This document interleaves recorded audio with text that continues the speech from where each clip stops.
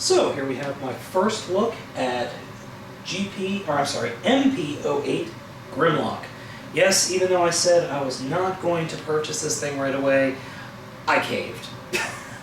Got it from BBTS. Total cost was, I believe, $152. I've got the receipt upstairs, but keep it on down low. Anyway, if you hear some hissing or it sounds like there's a fan in the background, our main air intake vent is right down here, so please excuse that. But as you can see, this is the Masterpiece Grimlock, and the box is typical Masterpiece. Very shiny, very nice, very collector's oriented. Now, I've got two other Masterpieces here. First one being the box for Starscream, and the second one being the box for Megatron. They're exactly the same size and height, maybe a little bit different width-wise. They might be just a tad different. Not that much, though. In fact, well, actually they're the same size, but they look completely different width-wise. Megatron, Starscream, Grimlock. Oh man, I mean, it's practically at least 1.5 as thick, as you can see here. So, let's go ahead and unbox them.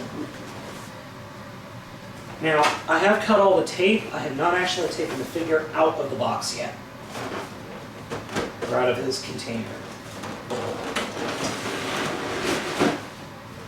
And we can see right away what makes him so, or what makes the box so thick. As you can see, just move the camera down a little. As you can see, he's very, very deep. He is a deep figure. So let's go ahead and pop this off. Put that off to the side. Go ahead and take it out. There are these plastic placeholders, but I'll just go back in the box. Now, originally on TF Wire, I had said that 9 inches is not very big, and no, he's not a huge figure, but the figure has immense presence, I've noticed, just from opening the box. Something that both Megatron and Starscream have lacked for me. He just has this presence to him, and it looks right.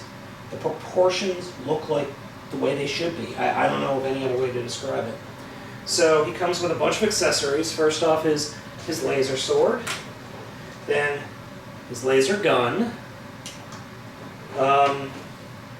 the intelligence transfer cap, and then there are a bunch of glasses, a serving tray, a bow tie, and an apron in here. I don't even think I'm going to put those in my review, but we'll see. So, let's see what he looks like. Well, you know what? I'm going to have to leave you here because I haven't even had a chance to fiddle with the figure yet. So, this was only just me unboxing it. The full review will be coming a little bit later.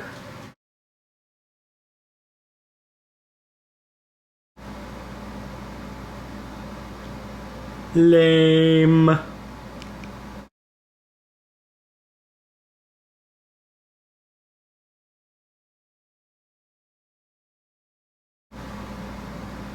Okay, you know what? I'm not going to spend too much time on this. Worst accessories ever. I mean, a dinosaur waiter holding drinks? Yeah, it was in the show. It wasn't good then.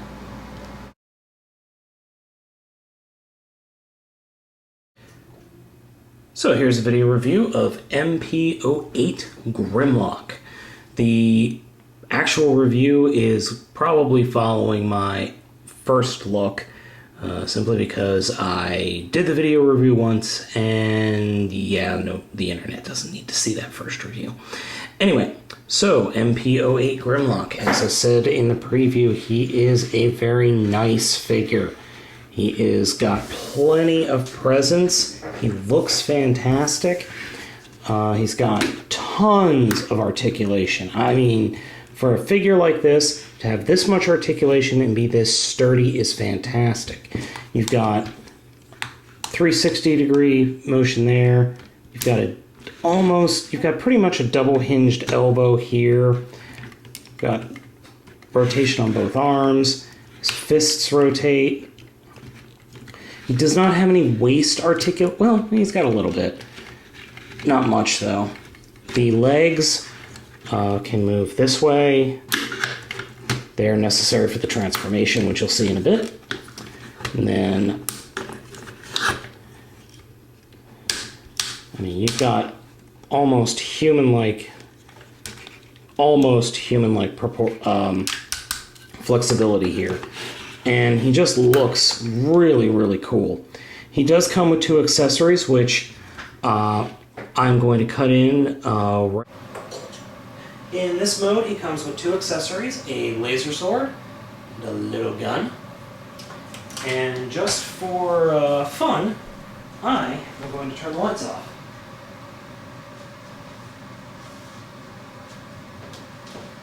I'm going to leave just enough light for you to see. Now, only his right arm is powered by this feature, and that unfortunately limits his ability to really do anything with his right hand other than this. So that's his laser sword, and it looks really good when the lights are off. And let me show you his gun.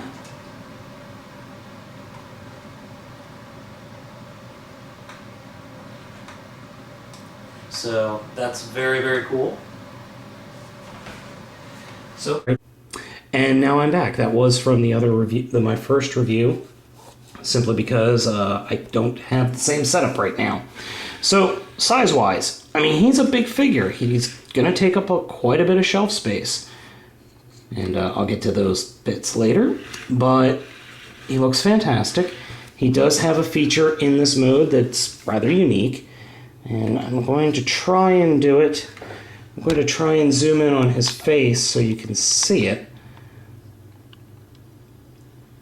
I don't know if I've got the appropriate lighting for it. Please bear with me. Alright, so he's got a red visor. There's a switch on the back of his head. It's a little tiny switch. It's really tight. Oops, sorry. Blue visor. Red visor. Blue visor. Red. Blue. I'm going to keep it red. I prefer red. That's really his only gimmick in this mode, or in the robot mode. So, how tall is he? Well, he's supposedly 23 centimeters to the top of his head, and for all those US folks, that's 9.06 inches. So let's do some comparisons. We've got animated Grimlock, and I thought just for the heck of it, Movie 1 Prime. So, I mean, they're almost the same size. Now, let's go ahead and get these guys out of here. And let's go ahead and get him transformed.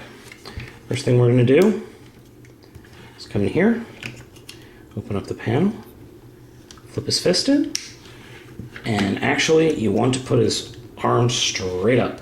I'm going to do the same thing on this side.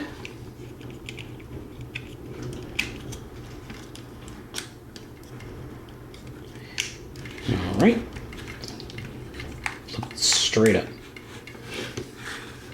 Okay, so what do we do now? Actually, we take the legs and do the splits.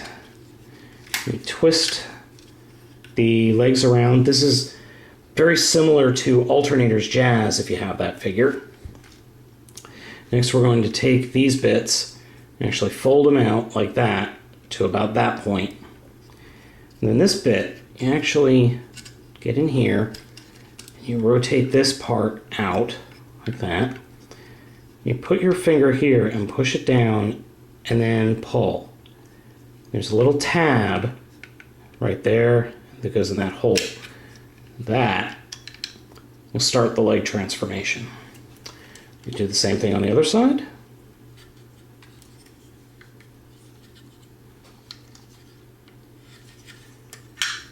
And then bring the whole, I didn't want to do that yet. Well, you could take the whole section like this, where the Autobot symbol is, take the whole legs and pull it down, and that will actually slide the Autobot symbol out of his robot chest. And just keep your thumb here, because this whole top section will want to move. So we bring those down. This is where it gets rather floppy, honestly. Oh, shoot. I don't have anything nice and small. I'll have to use this. These parts, these bits of his tail in here, are next to impossible for me to get out with my fingers. I need to use something to act as a lever, and I hate to use a hobby knife, but that's all I've got. So, I just rotate that, and actually let it snap and go into place naturally. We do the same thing over here. You just gotta have to work things in a little bit. And then this is actually the hardest part of the transformation, is getting these stupid tail pieces to come together and line everything up. And you know, you're gonna have that on any masterpiece. I don't care which one you own or which one you decide to get. The Prime, the Megatron, especially the Megatron and the Starscream all have this little, I like to call quirk. Okay, so now that you've got all the legs together, just make sure they're nice and stiff together, and it's going to be loose. Just remember, we're going to bring this whole section down and kind of get it lined up like that. And then the classic G1 transformation here. I forgot to mention that these back panels, you can actually kind of display them at an angle. And you get the head up. Actually, you have to do the head first before the panels. Put that head in place. And there we go. We got Dino Mode. And he actually does have quite a bit of articulation. Well, as much articulation in this mode as a Tyrannosaurus Rex is going to. I'm not going to show the bow tie and waiter outfit right now. I just think that's too stupid. He really doesn't have any accessories in this mode. He does have one nifty little option, though. You take this whole headpiece, open it up, and as you can see in there, it's a little disc with the different color eyes. And there are two colors, so you just grab it and turn it like you do with some of the other Masterpiece figures. And voila, he's got blue eyes now. I prefer the red, but we'll leave it for the blue for right now. Another option, or another little tidbit that I think is kind of silly, but is, okay, so you got your dino here, and you're probably wondering why this was so loose to begin with. Well, watch this. When you turn the head, the tail wags a little bit. So, mine, the gears don't work all that well, so I really don't care. And if your dino head gets in a weird angle, you can just kind of clack it around until you get it in the right spot. Like that. The other option, or the other interesting thing is, if you open the dino mouth all the way, push on the side jaw here, he'll close his mouth automatically. And he does, I don't know how well you can see that. Ah, there we go. He does have a little flamethrower in there, which, that's just awesome. One other thing I've noticed is these joints here and here are I guess they're rubber, maybe I'm thinking they're plastic, but they are tight and nice tight joints. The arms, I mean, you can display them. To get them in to catering mode is what I call it. You actually have to turn the arm upside down. But these claws are individually posable, which is very nice. There's just one little problem with them. These suckers are sharp as hell. I haven't cut myself yet, but the tips are just so sharp. I mean, you could easily puncture your skin if you tried hard enough. I mean, if you push down hard enough, you could cut yourself. So, I mean, they are that sharp, or at least mine are. But other than that, I strongly recommend this figure. I wasn't sure how I was going to feel about it, and I've ended up really happy with him. He's the only masterpiece I am displaying right now, as Prime is somewhere in my parents' basement. And Megatron and Starscream have been returned to their packaging. But this guy is totally worth it. He is a little bit steep. I mean, I got him from BBTS for about $152, $153. So, I mean, it's not cheap. But, I mean, he's totally worth every penny.